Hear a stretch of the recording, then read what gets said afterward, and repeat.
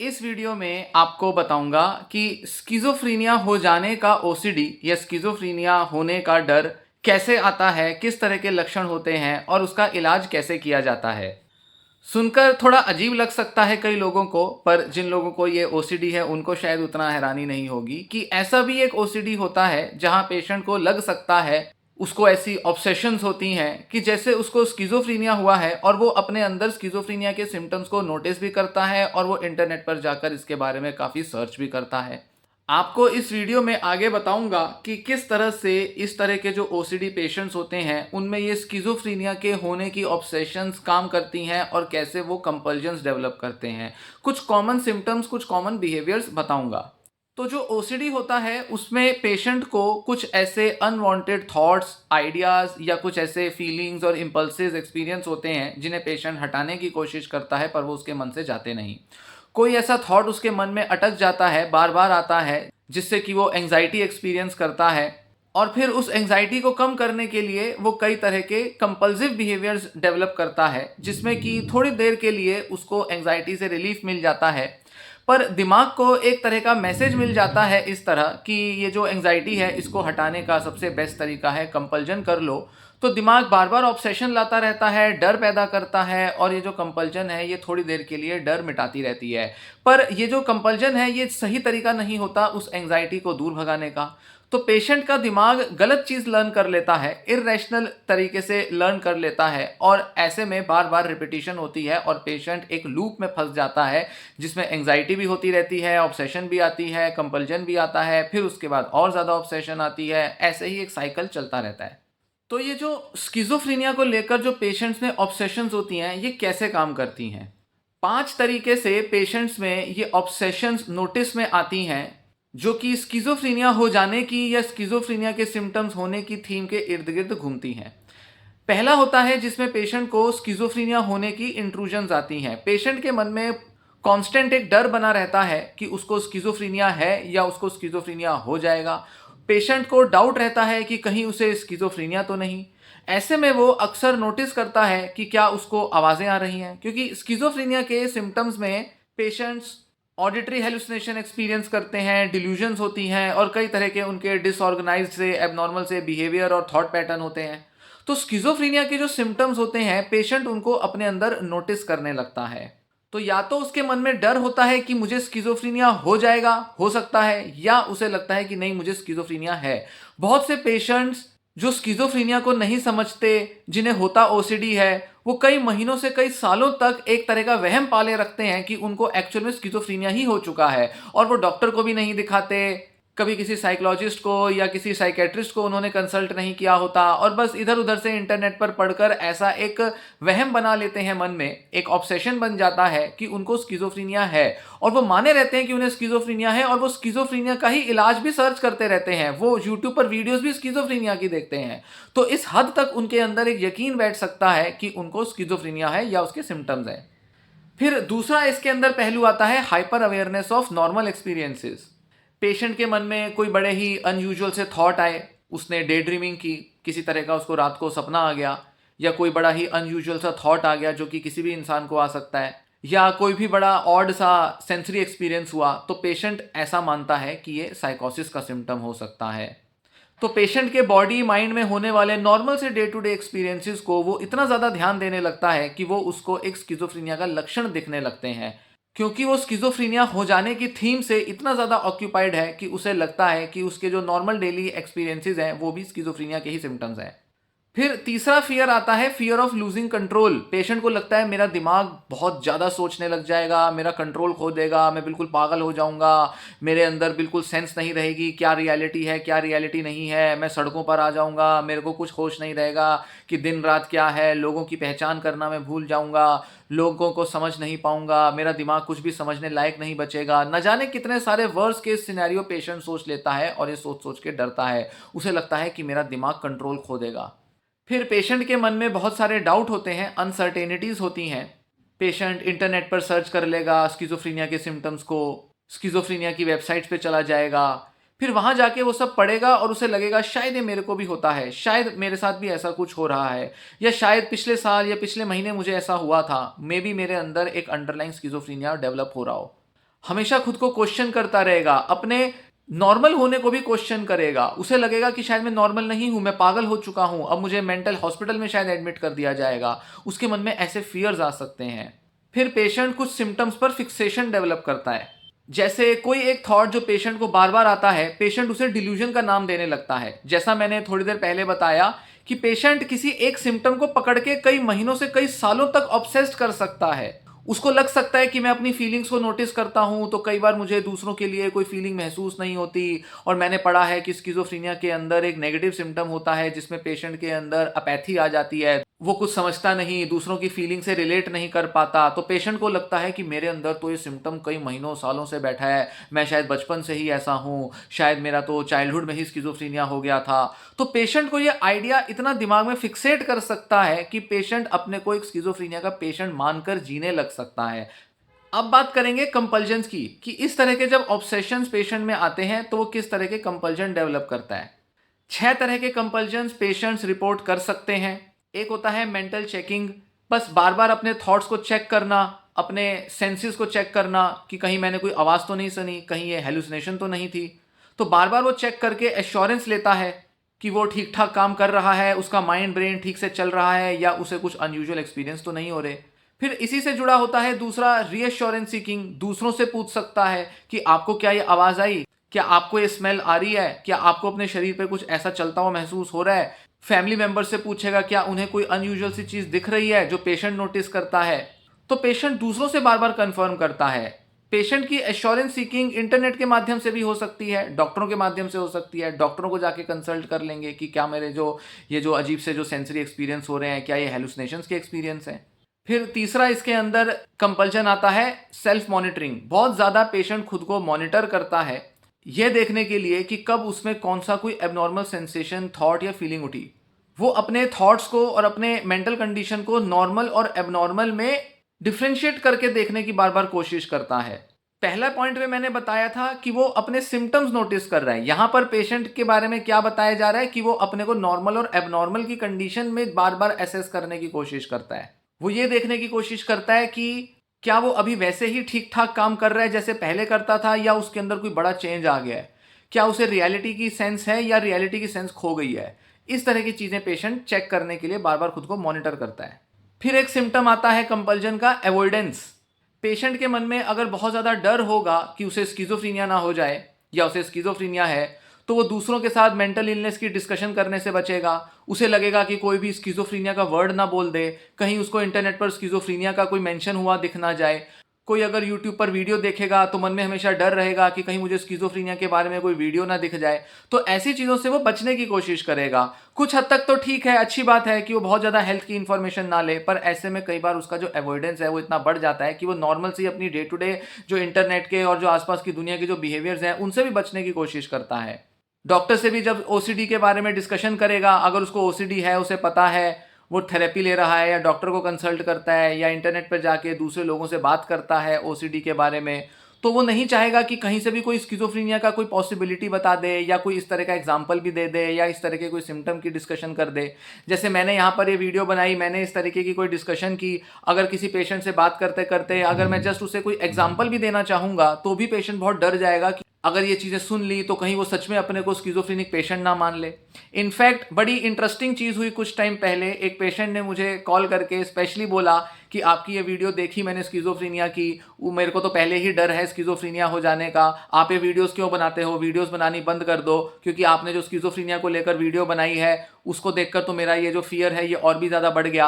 अब वीडियो थी स्किज़ोफ्रेनिया को लेकर, पेशेंट को था ओसीडी, उसे डर था कि उसे स्किज़ोफ्रेनिया है शायद, और उसको किसी वजह से मेरी कोई स्किज़ोफ्रेनिया की वीडियो दिख गई तो उसे ये डर लगने लगता है कि कहीं ये वीडियोस की वजह से उसका सिम्टम ना बढ़ जाए, इसलिए उसने मुझे कॉल करके मुझे बोला तुम वीडियोस बनानी बंद कर दो। तो पेशेंट बड़े अजीब तरीके से बिहेव कर सकता है और उसके मन में ये डर इतना बैठ सकता है कि पेशेंट हमेशा घबराया रहता है और आसपास की दुनिया में स्किज़ोफ्रेनिया का वर्ड सुन लिया या उसके बारे में कोई डिस्क्रिप्शन सुन ली, इससे भी बहुत बचने की कोशिश करता है, जो कि और कुछ नहीं, बस उसके सिम्टम को बढ़ाने का ही काम करते हैं। फिर एक और कंपल्जन आता है कि पेशेंट बहुत ज़्यादा ऑनलाइन रिसर्च करता है, स्किज़ोफ्रेनिया के बारे में बहुत सारा पढ़ेगा, चेक करने की कोशिश करेगा कि क्या उसे ओसीडी है या स्किज़ोफ्रेनिया है। बार बार जाके देखेगा कि नहीं, ये प्रॉब्लम तो स्किज़ोफ्रेनिया की होती है, ये शायद मुझे भी हो सकती है, पर नहीं, मुझे तो ओसीडी है। नहीं, ओसीडी तो ऐसा भी हो सकता है जिसमें किसी को स्किज़ोफ्रेनिया होने का डर हो।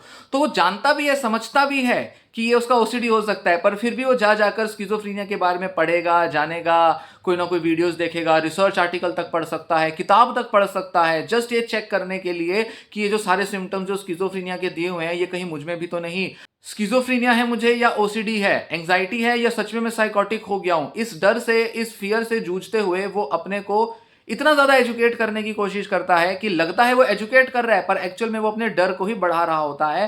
थोड़ी देर के लिए उसे रिलीफ मिल जाता है ये जानकर कि हाँ, उसे तो सिर्फ ओसीडी है, पर अगर एक बार ये आदत बन जाए इंटरनेट पर बहुत ज्यादा रिसर्च करने की, तो ये आदत उसकी जल्दी नहीं छूटती, क्योंकि ये कंपल्जन का काम करने लगती है। हर बार वो रिसर्च करके अपने को सिर्फ एक कंफर्मेशन देता है कि नहीं, मुझे तो ओसीडी है, इतनी सारी चीजें जो लिखी हैं ये सब तो स्किज़ोफ्रेनिया के बारे में है, और उधर डॉक्टर ने साफ दिखा है कि भाई अगर स्किज़ोफ्रेनिया होता है तो ये हो सकता है, मुझे तो ऐसा कुछ नहीं हुआ, मैं तो ठीक हूं।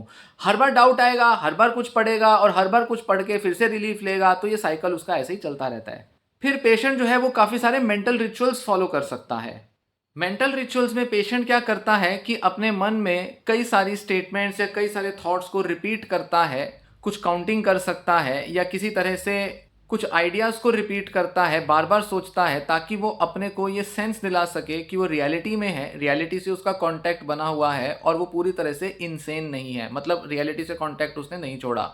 तो इसके लिए वो बार बार खुद को बोल सकता है कि हाँ, मुझे ओसीडी है, मुझे स्किज़ोफ्रेनिया नहीं है, मैं रियलिटी में हूँ, क्योंकि मुझे पता है कि मुझे ओसीडी है। अगर मुझे ओसीडी ना होता, स्किज़ोफ्रेनिया होता, तो शायद मुझे पता ही ना होता कि मुझे ओसीडी है या स्किज़ोफ्रेनिया है। मैं इंटरनेट पर चेक करता हूँ, मुझे पूरा पता है कि मुझे ओसीडी है, मुझे डॉक्टर ने कहा है और मैं जानता हूँ मुझे ओसीडी है, ये शो करता है कि मैं स्किज़ोफ्रेनिया पेशेंट नहीं हूँ। और वो इस तरह की चीज़ कई कई बार रिपीट कर सकता है अपने को जस्ट दिलासा दिलाने के लिए कि हाँ, मैं ठीक हूँ, मुझे सिर्फ ओसीडी है। पर क्योंकि ये बार बार रिपीट करना पड़ रहा है उसे इस तरह का मेंटल रिचुअल, ये कंपल्जन कहा जाएगा। हालांकि मैंने इसको बताया है, आपको बोलकर बताया है, पर पेशेंट इसे अपने मन में भी सोच सकता है, और इस तरह के कई दूसरे मेंटल रिचुअल्स भी वो बना सकता है। जैसे वो बार बार अपनी फीलिंग्स को नोटिस करेगा, थॉट्स को नोटिस करेगा, और अपने को ये बोलेगा कि हाँ, ये तो नॉर्मल है, अरे ये तो नॉर्मली सबको एक्सपीरियंस होती है। तो वो बार बार क्या कर रहा है, अपने कुछ फीलिंग्स और थॉट्स को री एक्सपीरियंस कर रहा है, अपने को प्रेजेंट मोमेंट में लाने की कोशिश कर रहा है। थोड़ा मेडिटेट कर सकता है, जस्ट अपने को ये फील दिलाने के लिए कि मैं नॉर्मल हूं और मुझे स्किज़ोफ्रेनिया नहीं हुआ। तो इस तरह के कई मेंटल रिचुअल्स पेशेंट्स फॉलो कर सकते हैं। साथ ही कुछ दूसरे एसोसिएटेड इमोशनल रिएक्शंस और सिम्टम्स भी पेशेंट एक्सपीरियंस करते हैं। जैसे कि कई पेशेंट्स को काफ़ी ज़्यादा एंग्जाइटी होती है जब वो इस तरह का कोई थॉट एक्सपीरियंस करते हैं कि शायद ये जो थॉट आया या जो फीलिंग है ये स्किज़ोफ्रेनिया का सिम्टम है। तो ऐसे में पेशेंट बहुत ज़्यादा डर जाता है, उसे एंग्जाइटी होती है, एकदम से उसे ऐसा लगता है कि ये तो साइकोटिक एक्सपीरियंस था, अरे ये तो मैंने रियलिटी से टच खो दिया। तो पेशेंट बहुत डरता है, घबराता है, और हड़बड़ी में आने लगता है। उसके मन का डाउट कि उसे स्किज़ोफ्रेनिया हो सकता है, वो डाउट ट्रिगर हो जाता है। फिर उसके अंदर हाइपर विजिलेंस देखी जा सकती है, बहुत ज़्यादा अलर्ट पे आ जाता है। अपना कोई काम कर रहा है तो उस काम को छोड़ देता है और अपने फिजिकल या मेंटल सेंसेशंस और फीलिंग्स को नोटिस करने लगता है। एकदम से उसको लगता है कि मुझे पहले देखना पड़ेगा, जांचना पड़ेगा कि ये जो मुझे एक्सपीरियंस हो रहा है ये कहीं स्किज़ोफ्रेनिया का लक्षण तो नहीं। तो इस वजह से वो बहुत अलर्ट पे रहता है, अपने काम पे उसकी कंसंट्रेशन, अटेंशन नहीं लग पाती, और इस वजह से उसका बहुत सारा समय सिर्फ अपने सिम्टम्स को नोटिस करने में ही चला जाता है। पेशेंट बहुत थका हुआ हो जाता है, एग्जॉस्टेड रहता है, नींद भी अफेक्ट हो सकती है, और भी कई दूसरे काम वो अपने ठीक से नहीं कर पाता। इस वजह से पेशेंट बहुत ज़्यादा डिस्ट्रैक्ट हो सकता है, क्योंकि अपने मन को उस वक्त बहलाने के लिए वो सोशल मीडिया या कुछ और चीज़ यूज़ करेगा, जिससे कि उसका काम जो है वो लटक जाएगा। फिर अगर पेशेंट को काफ़ी एंग्जाइटी होगी, काफ़ी ज़्यादा ओसीडी के साथ उसमें एंग्जाइटी के लक्षण भी होंगे, तो ऐसे में पेशेंट को फिजिकल सिम्टम्स भी आ सकते हैं। जब भी उसको कोई ऐसा ऑब्सेसिव थॉट आता है जिसमें उसे स्किज़ोफ्रेनिया के होने का डर लगता है, तो पेशेंट की हार्ट बीट्स तेज़ हो सकती हैं, थोड़ा बहुत पसीना आ सकता है, मांसपेशियों में खिंचाव या बहुत ज़्यादा कंपन महसूस हो सकती है, कहीं कोई पेट में या कहीं दर्द महसूस हो सकता है, गैस महसूस हो सकती है। कुछ ना कुछ फिजिकल लक्षण पेशेंट शो कर सकता है जब उसे बहुत ज़्यादा एंग्जाइटी होती है ऑब्सेशन के आने के बाद। अब आगे बढ़ने से पहले मैं जस्ट ब्रीफ में बताऊंगा कि स्किज़ोफ्रेनिया और ओसीडी के लक्षणों में एक्चुअल में मेजर डिफरेंस होते क्या हैं। क्यों डॉक्टर्स भी ऐसा मानते हैं और पेशेंट को बार बार कहते हैं कि पेशेंट को जो प्रॉब्लम है वो स्किज़ोफ्रेनिया ना होकर वो एक्चुअल में सिर्फ ओसीडी है। स्किज़ोफ्रेनिया के लक्षणों को और ओसीडी के लक्षणों को अलग करके देखना और उसे सही तरह से समझना ज़रूरी है। तो 4 ऐसे मेन डोमेन्स होते हैं जिसमें हम स्किज़ोफ्रेनिया और ओसीडी के लक्षणों में फ़र्क समझ सकते हैं। पहला होता है इनसाइट। पेशेंट क्योंकि ऐसा मान रहा है कि उसे ये स्किज़ोफ्रेनिया हो सकता है या नहीं, या उसे ओसीडी है या कुछ और बीमारी है, ये जो डाउट होता है, ये डाउट भी इंडिकेट करता है कि पेशेंट को इनसाइट है, वो ऐसा अपने अंदर महसूस करने की या जांचने की कोशिश करता है कि उसे ये कहीं बीमारी तो नहीं। स्किज़ोफ्रेनिया में इस तरह का एहसास पेशेंट में ना के बराबर होता है। पेशेंट्स को अक्सर ये तो महसूस होता है कि उनके साथ कुछ गड़बड़ चल रही है, कुछ ठीक नहीं है, पर वो उसे एक बीमारी का लक्षण नहीं देख पाते। इसीलिए स्किज़ोफ्रेनिया पेशेंट्स के अंदर जो रियलिटी से टच खोता है और वो उनके अंदर इनसाइट की जो कमी आती है, उसमें वो अपने सिम्पटम्स को कभी इंक्वायर करने की कोशिश करते ही नहीं। हाँ, हो सकता है वो फिजिकल लेवल पर या किसी और तरीके से अपने अंदर जो डिस्कम्फर्ट है उसको जांचने की कोशिश करें, पर उनको सही मायने में ये नहीं पता चल पाता कि उनको कोई बीमारी के लक्षण आ रहे हैं, वो उसे कुछ और ही मानते रहते हैं। जबकि ओसीडी पेशेंट तो बीमारी के दायरे में रहकर ही सोच रहा है। तो ये तो एक टाइप का जैसे हेल्थ एंग्जाइटी होती है, उसी टाइप का हेल्थ रिलेटेड ऑब्सेशन है, चाहे वो फिजिकल हेल्थ हो या मेंटल हेल्थ हो। कई पेशेंट्स को हार्ट अटैक होने का ऑब्सेशन होता है, किसी को अपने बॉडी में कुछ कैंसर या कुछ दूसरी बीमारी होने का ओसीडी होता है, तो वहीं कुछ पेशेंट्स को मेंटल डिसऑर्डर होने का ऑब्सेशन हो सकता है। तो है ये केवल एक ऑब्सेशन, क्योंकि पेशेंट को इनसाइट है अपनी बीमारी में। फिर आता है नेचर ऑफ थॉट्स। ओसीडी के अंदर ये जो ऑब्सेशंस होती हैं, ये रिपीटेटिव नेचर की होती हैं, बार बार आती हैं और एक ही थीम के इर्द गिर्द चलती हैं। जबकि स्किज़ोफ्रेनिया के अंदर डिल्यूजन्स होती हैं जिसमें शक होता है और पेशेंट का ज्यादा फोकस दूसरों पर होता है। पेशेंट दूसरों से अपने को बचाने की कोशिश करता है, दूसरों को अपने से अगेंस्ट देखता है। यहां पर तो पेशेंट जो है ओसीडी के मामले में अपनी थॉट्स में ही उलझा हुआ है, दूसरों पर तो उसका ध्यान जाता नहीं, और अगर जाता भी है तो भी वो उस चीज से सिर्फ इतना ही एहसास लेता है कि शायद ये मेरा ऑब्सेशन ना होकर कोई लक्षण है। जबकि स्किज़ोफ्रेनिया का पेशेंट तो एक्चुअल में दूसरों से डर रहा होता है, उसको एक्चुअल में दूसरों के जो बिहेवियर्स हैं वो कुछ ऐसा शक पैदा करते हैं जिसमें कि पेशेंट शक के विचारों से घिरा रहता है। यहां ऑब्सेशन के मामले में पेशेंट को लगता है कि उसे शक है, एक्चुअल में वो शक नहीं कर रहा होता। तो वो नोटिस करता है कुछ मोमेंट्स के लिए कि शायद उसे शक हुआ, पर ऐसा नोटिस करते ही उसका दिमाग ऑब्सेस करने लगता है, क्योंकि उसे जांच पड़ताल कर रहा है, उसके लिए ऑब्सेस हो रहा है, उसको बार बार डाउट कर रहा है। स्किज़ोफ्रेनिया का पेशेंट डाउट नहीं करता, वो तो जानता है कि दूसरा उसको नुकसान पहुंचाना चाह रहा है, वो तो पूरा पक्का हो जाता है इस चीज को लेकर कि दूसरे से उसको खतरा है। तो इस तरह से ओसीडी और स्किज़ोफ्रेनिया में जो थॉट्स होते हैं, ऑब्सेशन, डिल्यूजन्स, वो काफी अलग नेचर के होते हैं। इनफैक्ट ओसीडी के अंदर तो पेशेंट चाहता है कि उसको स्किज़ोफ्रेनिया का डायग्नोसिस ना मिले, वो तो दूर रखने की कोशिश करता है इन थॉट्स को। स्किज़ोफ्रेनिया के पेशेंट्स को या तो इस चीज से फर्क ही नहीं पड़ता, क्योंकि उसे लगता ही नहीं कि उसके अंदर बीमारी है, तो वो थॉट को हटाएगा नहीं हटाएगा इसका तो कोई मामला नहीं। पर दूसरे के लिए जब वो शक कर रहा है तो वो तो और ज्यादा उस शक को नोटिस करता है, बढ़ावा देता है, और वो इस चीज से घिरा रहता है कि हाँ दूसरे उसका नुकसान पहुंचा रहे हैं, तो वो तो उसे रियल मान लेता है, उसे हटाने की कोशिश नहीं करता, वो तो पक्के तौर पर जानता है कि दूसरा मेरा नुकसान कर रहा है। फिर तीसरा डोमेन होता है कि साइकोटिक सिम्टम्स की एब्सेंस, मतलब हेलुसिनेशंस या कई दूसरे डिसऑर्गेनाइज्ड बिहेवियर्स या कुछ और सोशलाइजेशन में कमी होना या नेगेटिव सिम्टम्स का होना, कॉग्निटिव इंपेयरमेंट होना, जो कि टिपिकल से सिम्टम्स होते हैं स्किज़ोफ्रेनिया के, वो ओसीडी पेशेंट्स दिखाते ही नहीं। मतलब दूसरे लोग अगर ऑब्जर्व करेंगे तो सीधे तौर पर बता सकते हैं कि ना तो इसमें ये नेगेटिव सिम्टम्स आ रहे हैं, ना इसके अंदर कोई कॉग्निटिव सिम्टम्स आ रहे हैं खासे। अटेंशन कंसंट्रेशन की कमी होना ये कोई बहुत बड़ा कॉग्निटिव इंपेयरमेंट नहीं होता। तो ओसीडी के पेशेंट्स में कोई ट्रू हेलुसिनेशंस या ट्रू ये जो पॉजिटिव सिम्टम्स होते हैं ये नहीं पाए जाते।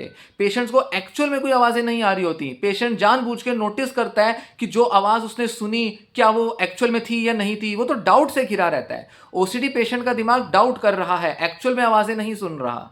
जबकि स्किज़ोफ्रेनिया का पेशेंट तो एक्चुअल में आवाज़ें सुन रहा होता है, उसके कानों में एक्चुअल में आवाज़ें आ रही होती हैं जिनको वो सुनकर परेशान हो जाता है। फिर चौथा लक्षण आता है एंग्जाइटी और स्ट्रेस का कॉन्ट्रीब्यूशन।